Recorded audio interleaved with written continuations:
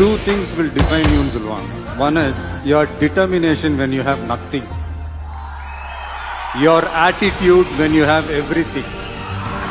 அந்த நதி மாதிரி தாங்க நம்ம வாழ்க்கையிலையும் நம்மளை வணங்குறவங்களும் இருப்பாங்க, நம்மளை வரவேற்கிறவங்களும் இருப்பாங்க, நம்மளை எதிர்க்கிறவங்களும் இருப்பாங்க.